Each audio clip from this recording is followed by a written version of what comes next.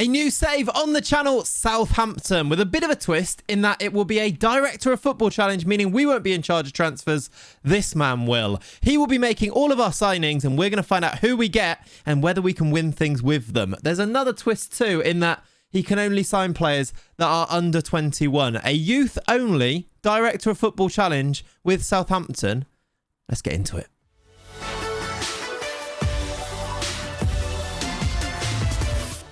Hello and welcome to the Southampton youth-only DOF challenge save here on the channel. It's a brand new save and I'm very excited for it, but I know that you're probably asking, what does that mean? Youth-only DOF. Let me explain that before we kick things off. Let's go into the save where, as you might expect, we've been appointed as the manager at Southampton. However, with being a manager comes with lots of responsibilities. We've deferred some of those responsibilities. We've deferred them to our Director of Football, Gary Megson. Why Gary Megson? Well, we've got history. We go way back. We'll explain that a little bit later on. Gary will be in charge of finding and signing players for the first team in this save, as well as handling incoming offers for our players as well. That goes for the first team, the under-23s, the under-18s. He will be doing anything transfer related, including as well contract negotiations, contract renewals, and all of that. I then, as the manager, will be taking those players that Gary Megson decides to sign, decides to sell, and we'll be forming our team, creating the tactics. We'll be playing the matches. That's where the Director of Football DOF part comes from then. But what do I mean by youth only? When Gary Megson, our DOF, is signing our players, he can only sign players that are under the age of 21 for the first team for the future. He's not allowed, it says do not sign players over the age of 21 at all, meaning any players coming in are going to be youth only. I can still play and use the players we already have here, of course, but any new signings coming up are going to be youth players. That's where the youth only part comes from. I think it's an interesting little twist. I think we've chosen Southampton because of their record of bringing through young players and then selling them for profits, as we've seen with so many players like Sadio Mane, just off the top of my head there, Adam Lallana and Alex Oxlade-Chamberlain. Can you tell I'm a Liverpool fan by these names that I'm mentioning? That is going to be the premise of our save. We're going to go and see how high, how far can we take Southampton. I think it's time to go and get started. Before we do get into it properly, and if you're excited for this save, please do subscribe to the channel because it helps, you know. It shows me that you're enjoying what we are doing. It shows that you want to come back and watch future videos. Also, leave a like on the video too and leave me comments down below. Just let me know if you're excited. Say, I am excited. There you go. You don't even have to think about what you want to comment. I've done it for you. Get it down there.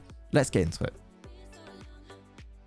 My first port of call for a save is usually to assess the squad and set up some tactics for the team, but I don't know what this squad is going to look like by the end of the window. By the way, just to check in with the club, we do have some money to spend, or for Gary Megson to go and spend, about £20 million and a little bit of wage budget to go and spend too. The club's coffers, £97 million in the overall balance, is looking pretty healthy, meaning I'm hoping that Gary does go and spend some money. I've had a look at what tactics I want to use. I've come up with 3, but this kind of depends on who he goes to sign and does he sell any players as well. So I've gone quite generic with them. I'd like to play this system because I've seen it used a lot and I've used it a few times. I think it's quite effective. It also means that we don't have to play the wingers that we have at the club, which is basically Nathan Redmond, and that's he's wanted.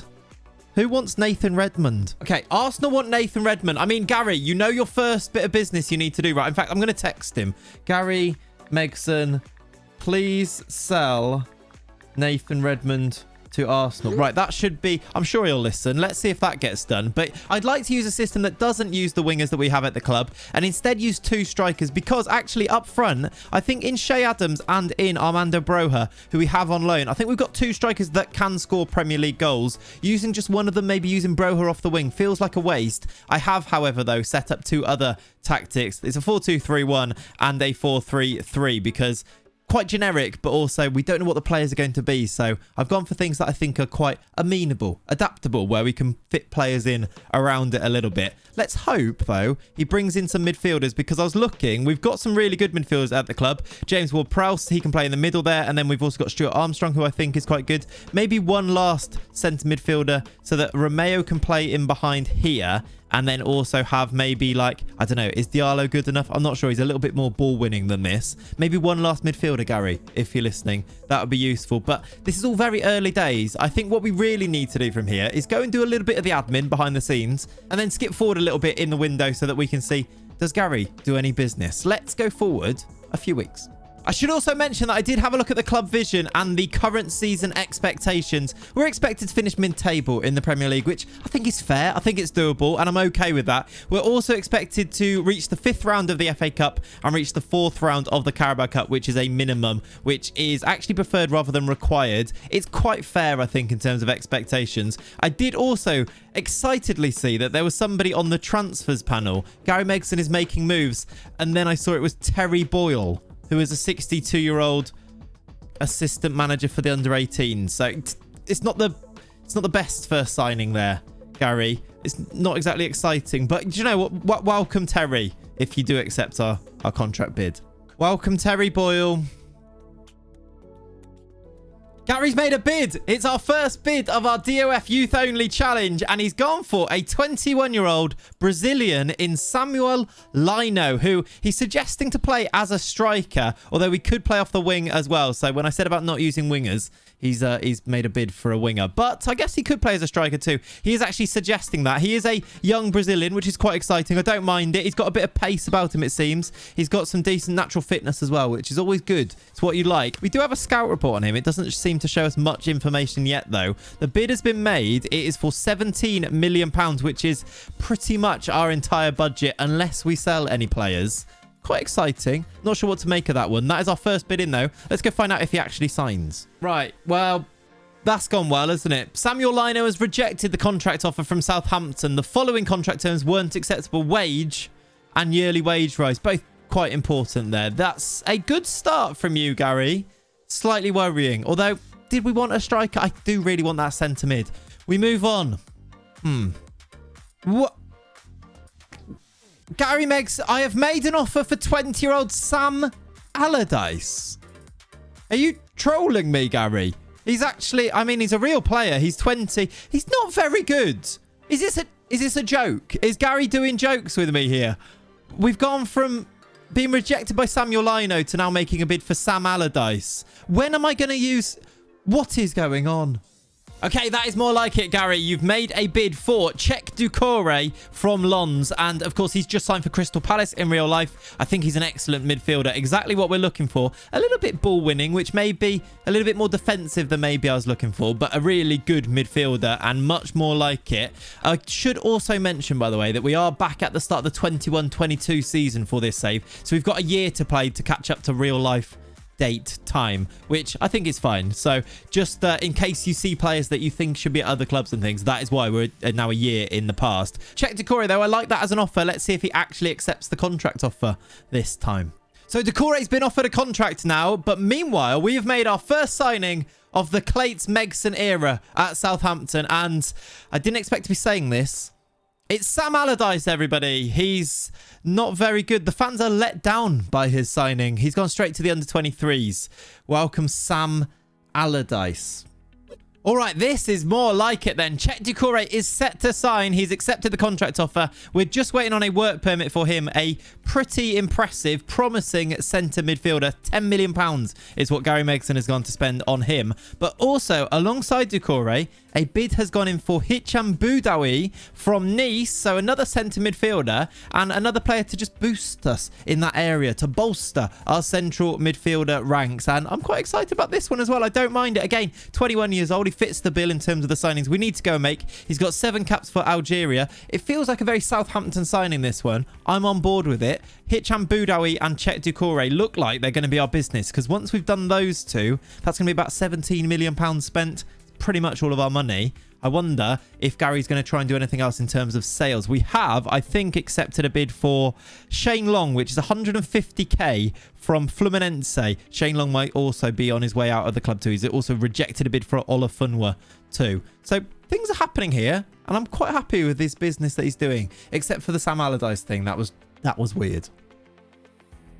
Things are happening then. Boudaoui has signed. It is a confirmed transfer. He has joined us in midfield. Looks very good, actually. I'm excited about him. Not sure where we're going to use them, because I wanted a midfield and now we've got loads of them being bought. But Boudaoui has joined. He'll be straight in the matchday squad. And I mentioned the matchday squad because it is matchday, everybody. We've got Chelsea away from home, which is a tough start to our season, isn't it? Alongside that, though, there are other things happening too. We've made a bid for Orbrel Kutsamuka, I should say, who is a former Brentford player who was released by them, but a youngster probably going to go into the under-23s, a centre-back there. A free transfer bid has been made for him, and also one more bid has been made in Joel Idaho, the Arsenal youngster. A bid of 220k has been put in for him, which does rise to £1.2 million. Again, not sure he's quite got the potential, but Gary Megson has spotted something in him and has made a move for him. Another thing is also that Salisu has signed a brand new contract. I've put Megson in charge of contracts as well as given Salisu a new deal for 5 years. Is a really good centre-back, actually. 6'3", left-sided. I'm hoping that maybe he can get on the end of some James Ward-Prowse set pieces. That sounds like something I would definitely do, isn't it? Look out for that for sure. Let's, though, have a look at today's matchday squad as we go into our first game of the save. It's Chelsea away from home. I should also maybe just mention pre-season's gone pretty well. We've won most of our games. 4-0 against Palermo in the most recent one, with Broha scoring twice, Armstrong, James Ward-Prowse. We've been pretty good in pre-season. We need to convert that, though, to Premier League wins. Are we going to get one today? That is a tall order, I would say, against Chelsea. But the team is going to look like this. It's going to be Fraser Forster in goal. A bit of a dilemma for the goalkeeper. Of course, Forster's gone to Spurs now as their backup goalkeeper. But Southampton also have Willie Caballero and Alex McCarthy. McCarthy playing a lot of games for them in real life. But on FM, I think Forster just about shades it. So he's going to start. Right back is going to be Livramento, which means Kyle Walker-Peters is going to play left back. I know he's right-footed, but I wanted both of these to be in the team. So we're going to go with it this way round rather than the other way around, which I suppose could be an option too. For now, we're going to go Walker-Peters at left back. Salisu and Bednarek are our centre-backs, both big, tall and strong, which is great. Romeo will start in front of that back four with Ward-Prowse, Doucouré and Armstrong in the centre of midfield. That means Boudaoui is on the bench for today. And then up front, it's Shea Adams alongside Adam Armstrong for today. It would usually be Broha, but we are playing Chelsea. They're his parent club. He cannot play. He's ineligible for today. The bench looks like this. Shall we see how we get on against Chelsea?